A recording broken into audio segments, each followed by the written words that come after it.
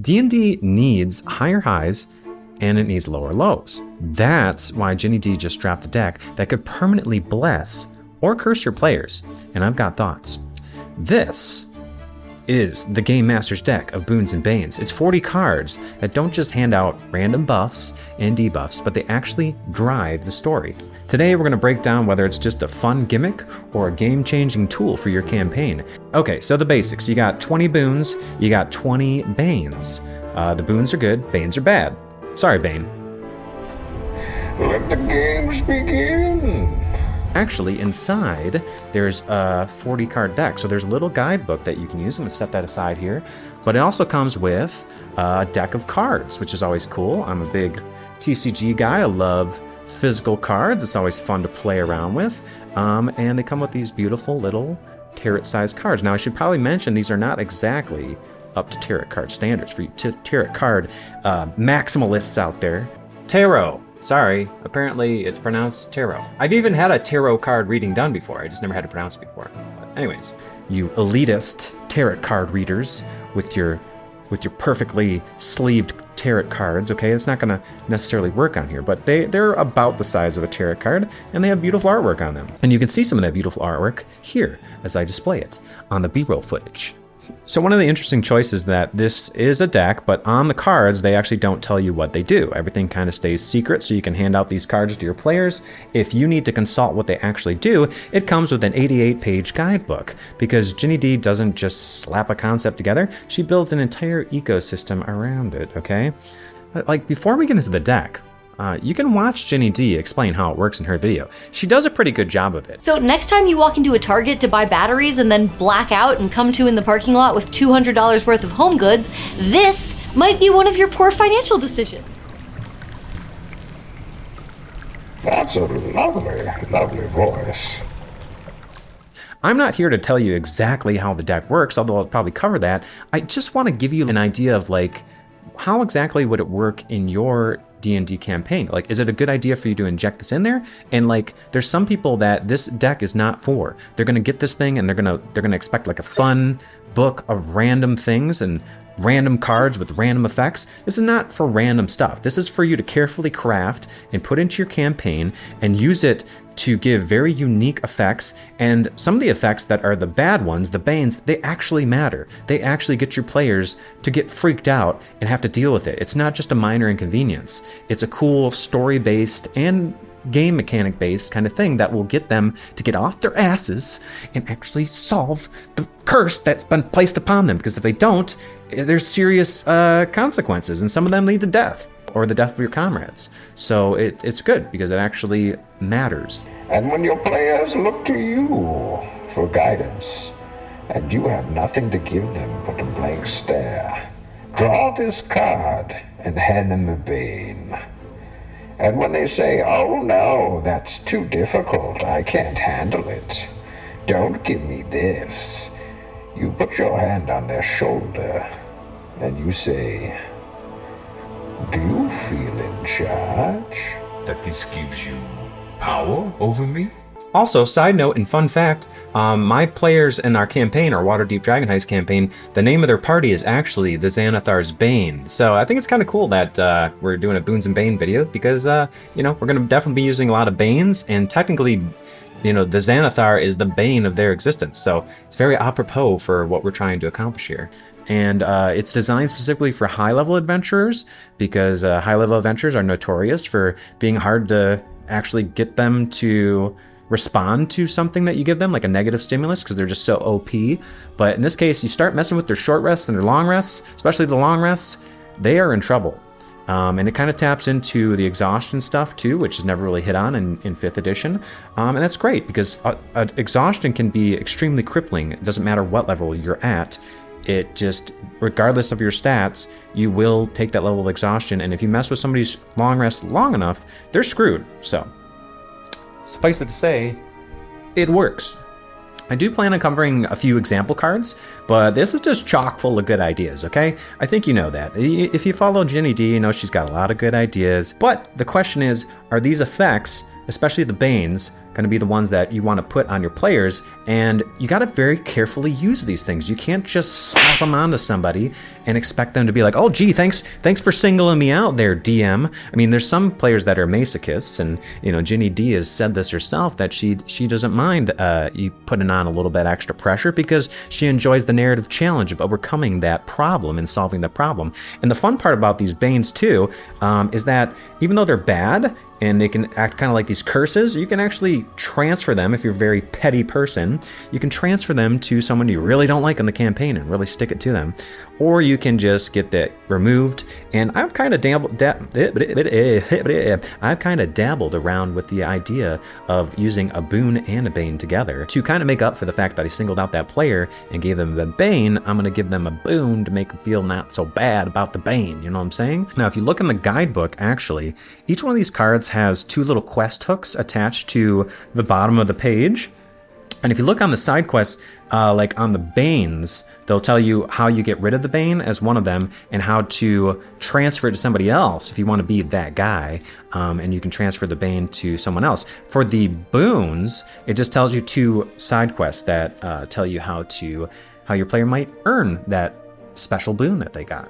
And of course, this is designed for high-level adventurers, but if you want to scale it down to someone who's less than level 10, it has a little thing in the middle that tells you, like, until level 10, modify it this way, so that it'll scale it down for those lower-level characters who maybe don't want access to some of these super strong boons, or perhaps would be totally crippled by the Bane.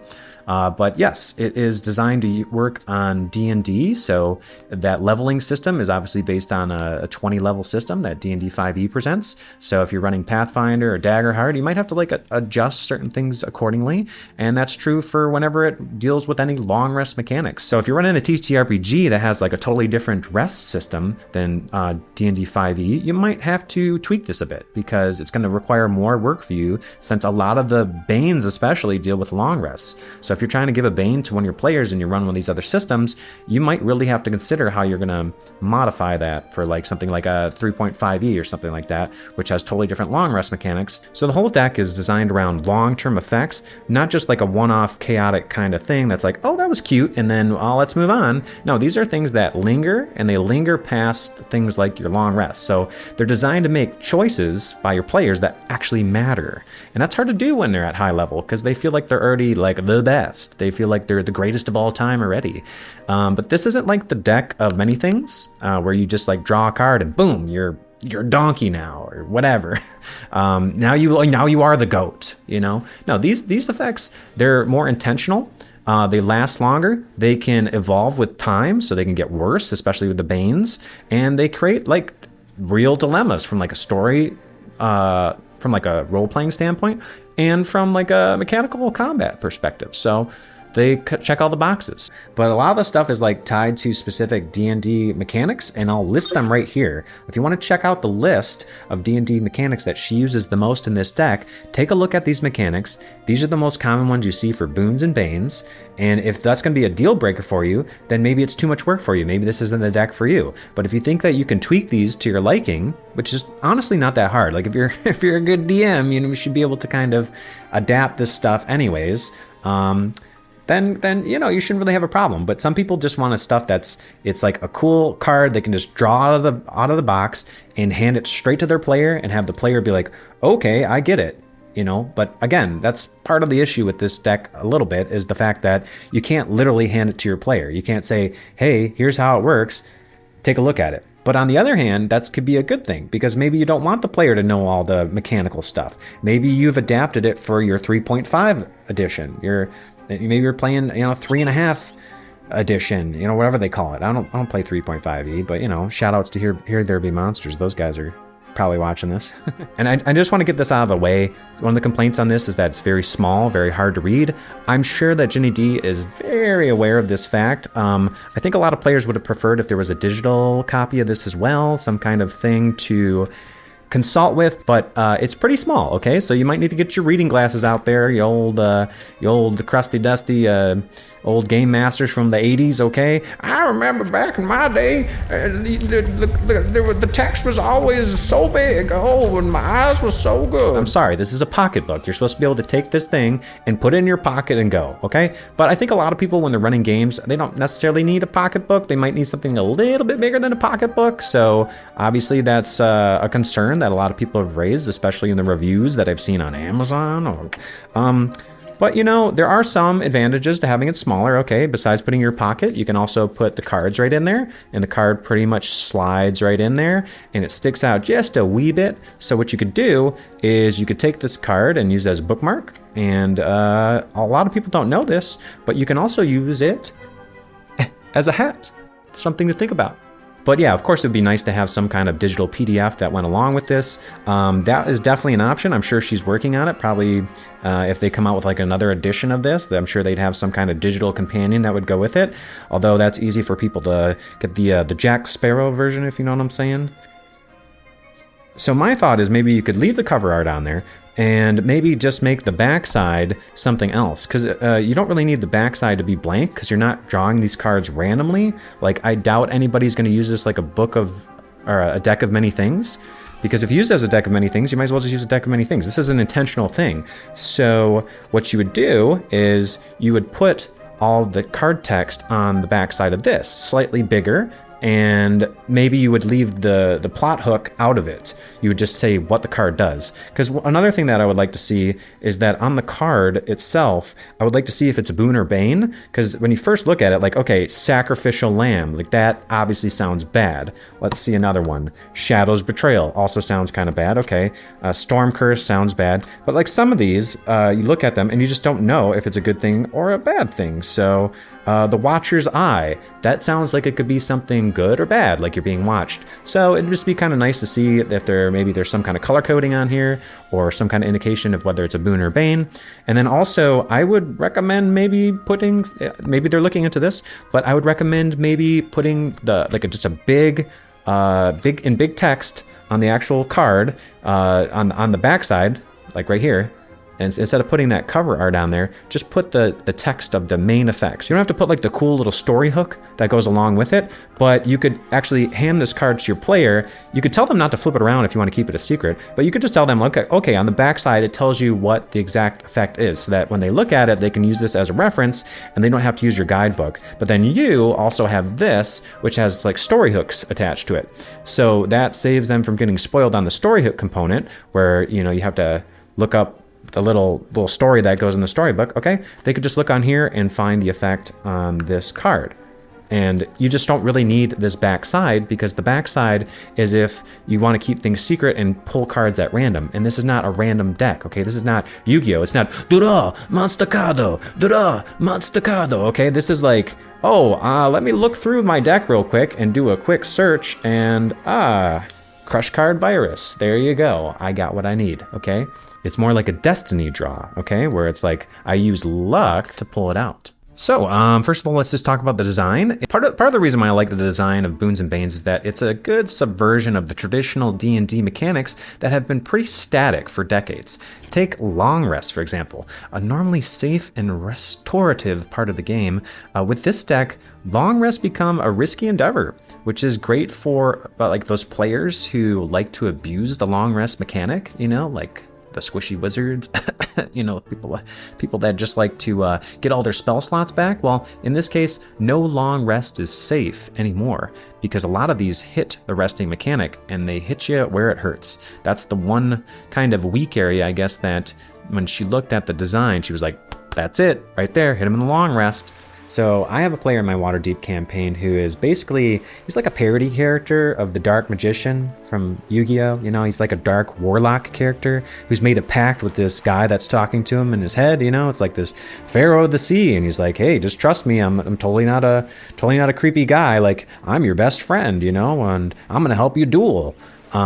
So for that guy, he's like the perfect character for having a deck of many things. So I've considered using that in my campaign, but some of the deck of many things cards are a little bit crazy. Some of them are too random, and some of them are like way over the top. So I know a lot of DMs will like use the deck of many things and they'll throw out a couple of them or whatever. So, but I just think that like if he's collecting like a deck of cards, I might give him a deck of many things, but I also might give him like a different deck, or maybe something that's special, like a once per day thing where he can pull out a Boon or Bane card. But yeah, I think that Ginny actually nails it when she lists an example of like this Warlock patron that's giving out a boon to his player, because my player's character, Mako, would love to receive like a literal magic card from his patron for unlocking his memories and by solving this puzzle that he's found, kind of like in Yu-Gi-Oh, where they find this millennial puzzle. Well, that's what we call it in our game, the millennial puzzle. And basically like trying to use that to complete his quest to find his people. So I could totally tie in some of these Boons and Banes into rewards or punishments, depending on whether or not he follows his patron, who could be good or evil. We don't really know yet. Or he could follow, he's very fearful of the sea. He worships Umberlee, and she rules through terror. She is the beach queen of the sea. The bitch queen? The beach queen.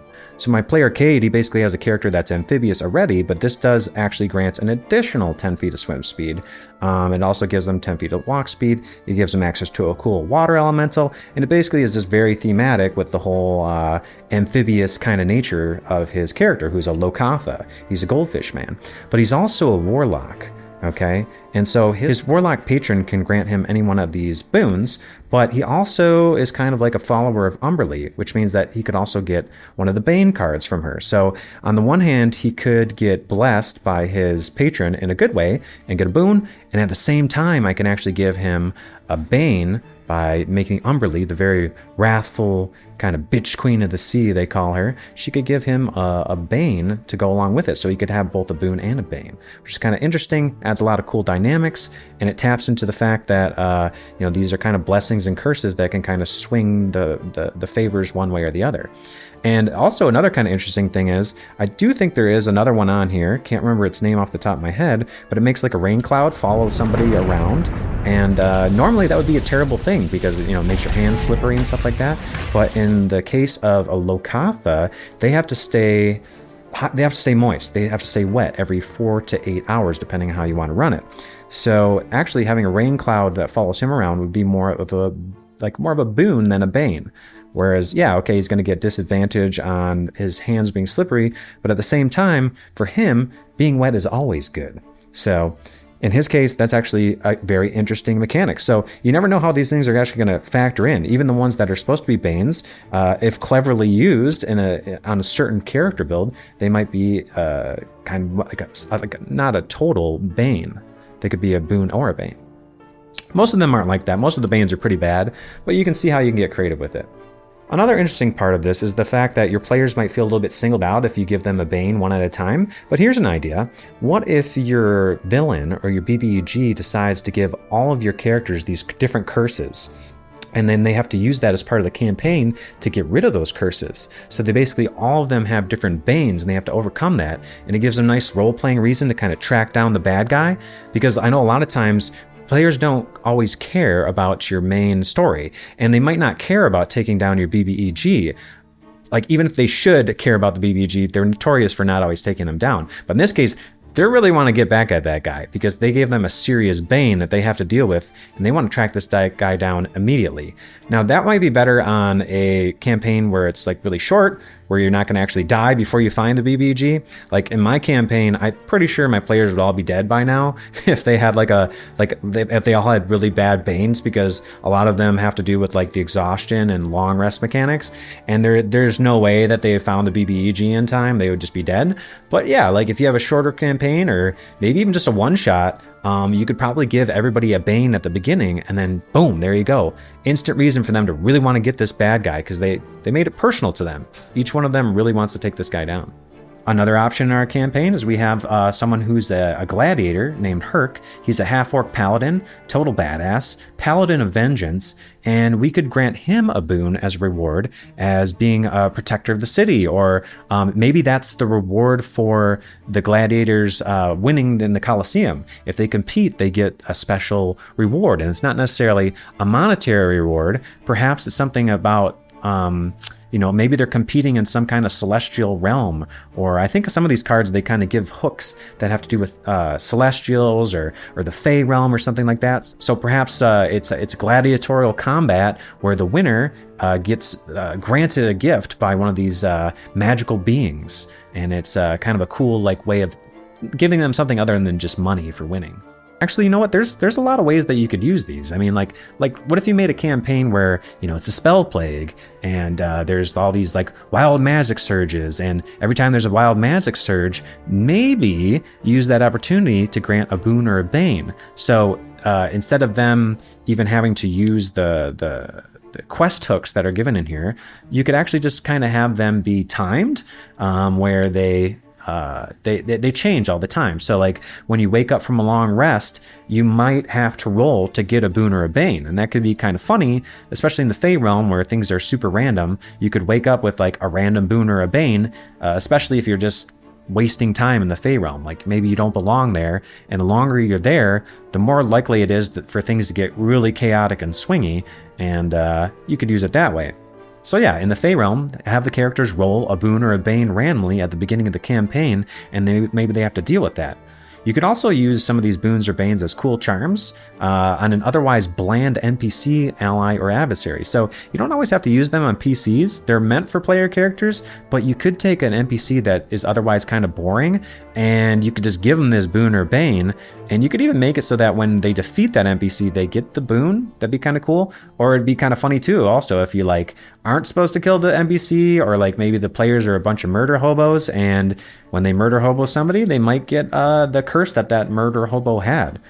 So that's kind of another interesting mechanic you could use. So like even if you're not going to use all these on your players, you could give them to an NPC and make them just that much more insufferable. Like for example, there's one on there where it like makes you really hard to hit because you're too beautiful to attack, okay?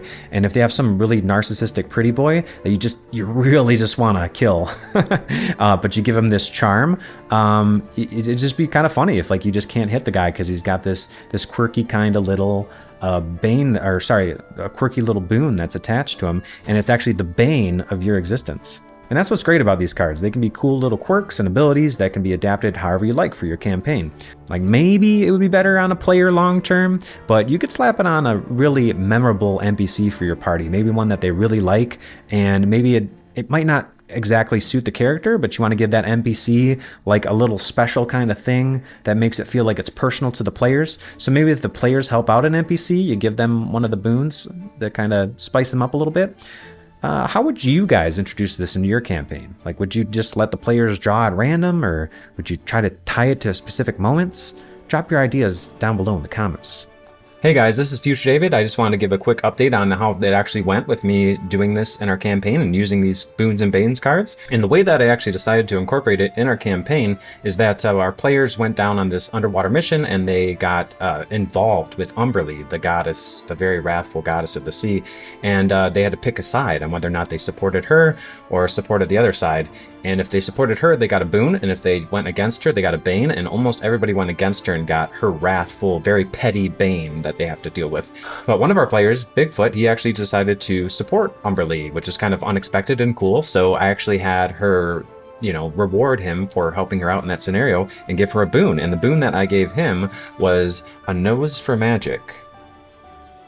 And a nose for magic basically allows him to smell magic. Like he's a Bigfoot. He's a nature-based kind of druidic, kind of barbarian kind of character. He's a Furbolg or a Furbolg, however you want to pronounce it. And so his big thing is that he can detect magic with different schools of magic have different smells to them. But since he was a lower level character, I didn't give him all the abilities. I just gave him that cool feature where he could detect magic at will, and I could tell him what it smelled like to give him a hint of like what school of magic it was. But I didn't give him the full thing, which is like giving him advantage on saving throws against like magic attacks and stuff like that, because that's a little bit strong. But maybe you can unlock that later, especially if he becomes more in Umberlee's favor, or if he just progresses as a character in the skill. And then for our sneaky little kobold Zarafar, I gave him Delusions of Grandeur, which is a pretty cool card. And it basically allows him to walk around with this giant golden crown over his head. He has to spend money on luxuries every day. It's like 10 gold pieces. And he basically has to act like he's royalty. And if anybody asks him to do anything that's like a menial task, like, I don't know, shoveling shit or doing any of the stuff that he used to do as a kobold janitor, then he's like, no, I'm not doing that. I can't do that, which actually really suits his character and sets him up for character growth in the future, because we're trying to get him to not be so selfish anymore. Okay, he was a very selfish character at the beginning, and he cared about himself and surviving on the streets and beneath the sewers. But now he's done with his whole silent quitting phase of his janitorial duties that for the Yawning Portal, and he's ready to actually try to grow as a character. And so he needs to do certain things like acts of kindness, acts of genuine kindness, and things that are for other people in order to get rid of the Bane. So that's his kind of goal, but it's really cool because he has to get rid of it. And the reason why he has to get rid of it is because there's assassins that are coming for him in the middle of the night. They think that he's literally royalty, so they're going to come after him. So he has to worry about that.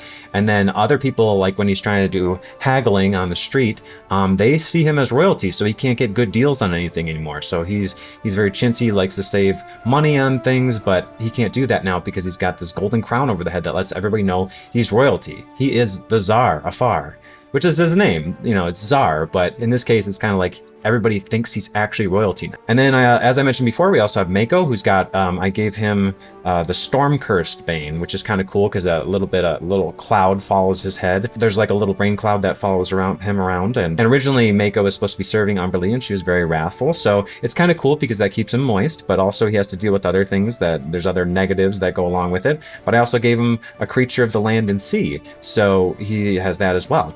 And for our Paladin Herktrodden, I actually gave him a very interesting one that's a Bane. When he goes to bed at night and he wakes up, he rolls a die, and on a certain die roll, he ends up with the reverse gravity spell. So everything is just around him, just under the reverse gravity spell, which is crazy and chaotic and really a lot of fun. And I know that he can think on his feet, and he's very good with that. And, you know, we'll embrace the creativity of problem solving with that, but it could create some really interesting scenarios. And then the other flip side of that is he might end up where gravity is extra heavy and he has a hard time getting around and his movement speed is reduced. So that really factors in because he likes to use the charger feat and run in there and then smite people. So he's going to have to be very tactical with his movement, and he's also going to have to get disadvantage on strength athletics checks and stuff like that as he's trying to, you know, he's literally pounding along the floor. But, you know, he's actually kind of embraced that a little bit for his intimidation because he's an orc. So that pounding noise of him walking around where he's weighed down, he's actually turned that into part of his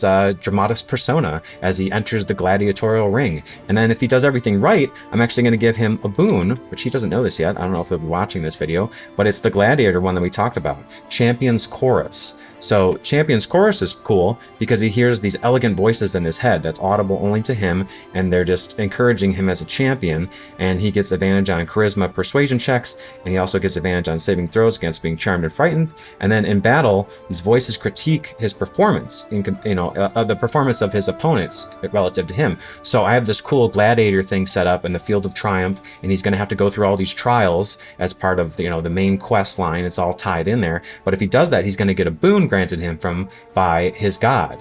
In conjunction with the rewards that they're going to get from the open lord of the city of Waterdeep. But it's cool because he's actually going to get critiques on his battle strategies. So my player Charles loves tactical combat. So not only is he this awesome gladiator, like, are you not entertained? And that's his whole backstory, is he's survived the arenas of blood, but he's also going to show off in Waterdeep at the Field of Triumph, and then he's going to get this cool boon that's going to help with his role playing as well. So as a bonus action, he can take a moment to focus on the voice's criticism, and he gets to identify he gets to learn the damage vulnerabilities, resistances, and immunities and condition immunities of a single creature of your choice. So that'll really help him for the tactical side of combat, since he's always asking, as part of our personal system that we developed, to do insight checks on the opponents to try to learn about their weaknesses using our cinematic skill check system, which you guys can check out for free. All of our homebrew rules, that's in there. You can check that out, but it'll be really cool for her to do that. to get that Bane, and he'll just love it. So I just really think that it's coming together very well. I'm really happy with how things are going with the Boons and Banes. And actually, something I forgot to mention as well is that Mako is going to, as part of the Creatures of Land and Sea boon, he's actually going to get access to an Earth Elemental. So what we've done is we've looked at Water Elementals and Earth Elementals and themed them after different Yu-Gi-Oh cards, like iconic cards, like Gaia the Fierce Knight, and, you know, different water-based cool Yu-Gi-Oh monsters. So he gets to basically pick out a cool Yu-Gi-Oh monster for him to use, in addition to all the other boons that go along with the Creature of the Land and Sea. So who's this deck for? Who's the target audience? I think it's for someone who wants to add meaningful, non-randomized effects to their campaign. If you want to roll a table of silly little chaotic, quirky things, this is not a Magic Surge table, okay? It's not a deck of many things, which can just have crazy effects, and it's like, oh, I don't know what's going to happen next. No, this one, it can be used randomly, and some cards are purposely made stronger than others, so there is a little bit of swinginess, but IMO, it is best used by the DM with a narrative purpose in mind. Basically, it fits the theme or aesthetic of the character, and it ties in perfectly to an existing quest, and just slots its way right into the story, adding a little bit of excitement and a little bit of epicness to your campaign. So, in conclusion, would I recommend this product for most DMs? Yes. I think if you're running 5e, this is a very easy to use supplemental kind of thing that can really enhance your story, and I would say that it's more of a boon than a bane for most DMs. Obviously, it requires some adaptation, it requires you to really know your players, but hey, that's any good DM should know how to do that stuff anyways, so if you're a good DM, you should be able to use this no problem. I can confidently recommend it. I think it's a good start for Ginny. I think, you know, there's a few different feedback areas that I left in this video that maybe she could address, but honestly, I think this is good as it is. I'm going to be using it I'm going to continue to use it in our campaign, and if you guys want to check out our Waterdeep Dragon Heist campaign, we have a whole playlist where you can see me use these Boons and Banes. If you guys appreciated the video, make sure you give it a like, subscribe, make sure you comment down below with how you would use this, or if you have any questions, anything I didn't cover, or if you have your own Boon and Bane that you'd like to put in the comments below, you know, for your own ideas, then feel free to share. And we're actually going to be down at GenCon 2025 next week. So if you guys seen this video when it first came out, we're going to be down there. Make sure you say hi to us. We're going to have a lot of live coverage. I'm going to be doing a lot of interviews, capturing a lot of footage. And luckily enough, one of our players, Cade, he actually is going to be in GinnyDi's one-shot that she's putting on. So I'm very curious to see if she's going to use any of her own Boons and Banes. So I'm excited to see that. And, you know, get hyped because it's GenCon, baby. It's our first time going down. I'm really excited about it, and I can't wait to see what happens. So anyways, thanks so much for checking out this video, and we'll catch you guys in the next one. Oh, you think that darkness is your ally, but you merely adopted the dark. I was born in it, molded by it. I didn't see the light until I was already a man. By then it was nothing to me but blinding.